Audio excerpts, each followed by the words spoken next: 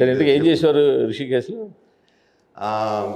రిషికేష్లో so ఆ అబ్బాయి పవన్ వచ్చేటాడు, మా మామ అనుకుంటాము. అవునా? ఇంటర్ నుంచి ఫ్రెండ్స్ మేము. వాళ్ళ నాన్న కూడా టీటీడీలో పని చేశారు.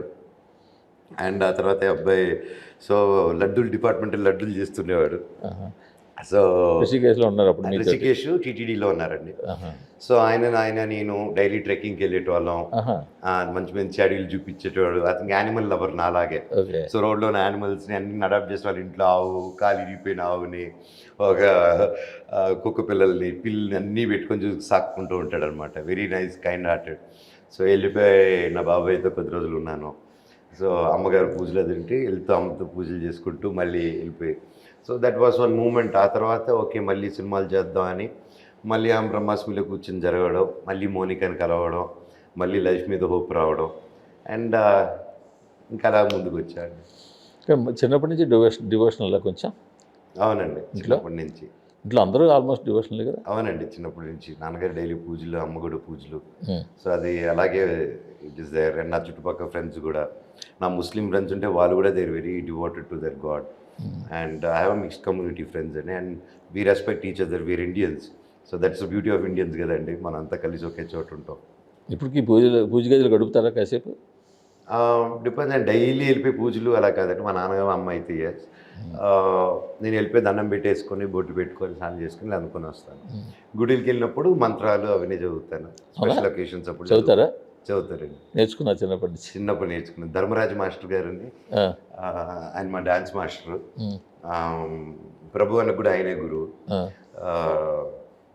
నాకు ఇంత కొంచెం డ్యాన్స్ వచ్చిందంటే ధర్మరాజు గారి మాస్టరు. నాకు నంబర్ 1 డ్యాన్స్ రావలేదంటే దానికి కారణం ప్రభుదేవ్ అన్న. అదేంటిది? సో ప్రభు అన్న, రాజసుందరంగా అన్న వీళ్ళందరూ ప్రాక్టీస్ చేసేటోళ్ళు చెన్నైలో.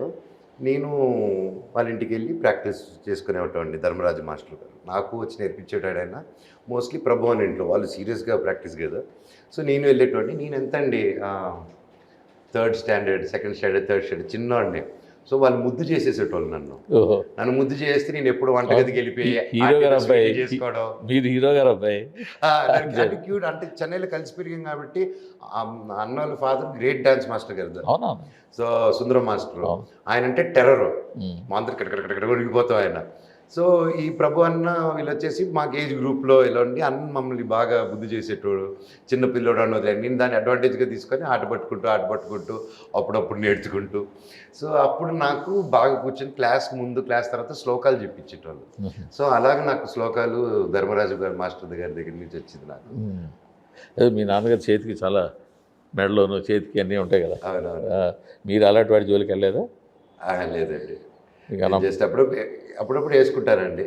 నా దగ్గర ఉన్నాయి కానీ నేను వేరే రుద్రాక్ష మాలలు, కరుంగిలి మాల. సో ఇలా. ఈ బొట్టు ఎప్పటి నుంచి పెట్టుకోవడం మొదలెట్టారు? బొట్టు ఎప్పుడు దండం పెట్టుకుంటారు. పెద్ద బొట్టు పెట్టుకోవడం అనేది ఇది చిన్నదండి, నేను పెద్దది పెడతాను. ఈ మధ్య చిన్నది చేశాను, కొత్తగా నేర్చుకున్నాను, చిన్నదిగా పెట్టుకుంటాను. బట్ షూటింగ్ టైంలో తీసేస్తారు ఆ పాత్ర కూడా కాదండి. ఎప్పుడైనా దండం పెట్టుకుని అలా ఈరోజు వచ్చే ముందు కొంచెం దండం పెట్టుకున్నాం, పూజ చేసిన దండం పెట్టుకున్నాం, ఆయనతో పెట్టుకుని వచ్చాము.